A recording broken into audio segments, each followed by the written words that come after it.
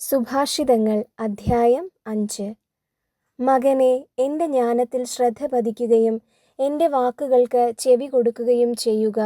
അപ്പോൾ നീ വിവേചനാശക്തി കാത്തു സൂക്ഷിക്കുകയും നിന്റെ അധരം അറിവ് സംരക്ഷിക്കുകയും ചെയ്യും. ദുശ്ചരിതയായ സ്ത്രീയുടെ അധരം തേൻ പൊഴിക്കുന്നു. അവളുടെ മൊഴികൾ തൈലത്തേക്കാൾ സ്നിഗ്ധമാണ്.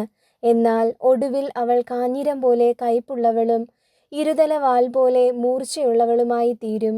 അവളുടെ പാദങ്ങൾ മരണത്തിലേക്കിറങ്ങുന്നു. അവളുടെ കാലടികൾ പാതാളത്തിലേക്കുള്ള മാർഗത്തിലാണ്. അവൾ ജീവന്റെ വഴി ശ്രദ്ധിക്കാതെ എങ്ങോട്ടെന്നില്ലാതെ അലഞ്ഞു തിരിയുന്നു. അവൾ അതറിയുന്നുമില്ല. ആകയാൽ മക്കളെ, ഞാൻ പറയുന്നത് കേൾക്കുവിൻ. എൻ്റെ വചനങ്ങളിൽ നിന്ന് വ്യതിചലിക്കരുത്. അവളിൽ നിന്ന് അകന്നു മാറുവിൻ. അവളുടെ വാതിൽക്കൽ ചെല്ലരുത്. ചെന്നാൽ മറ്റുള്ളവരുടെ ദൃഷ്ടിയിൽ നിന്റെ സത്കീർത്തി നഷ്ടപ്പെടുകയും നിന്റെ ആയുസ്സ് നിർദ്ദയർ അപഹരിക്കുകയും ചെയ്യും. അന്യർ നിന്റെ സമ്പത്ത് മതിയാവോളം അപഹരിക്കുകയും നിന്റെ അധ്വാനത്തിൻ്റെ ഫലം അവരുടെ വീട്ടിലെത്തുകയും ചെയ്യും.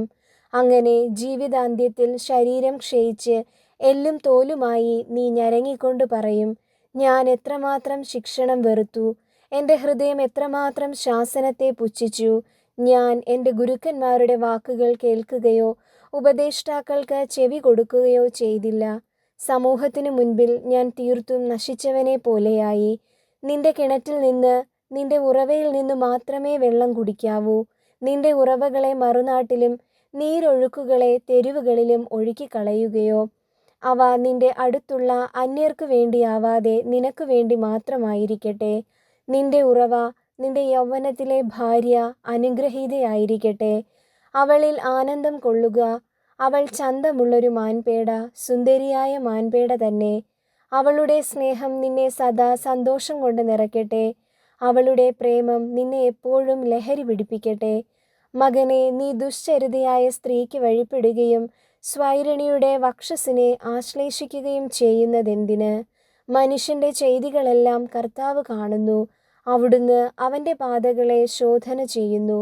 ദുഷ്കൃത്യങ്ങൾ ദുഷ്ടനെ കെണിയിൽ വീഴ്ത്തുന്നു. സ്വന്തം പാപത്തിൻ്റെ വലയിൽ അവൻ കുരുങ്ങുന്നു.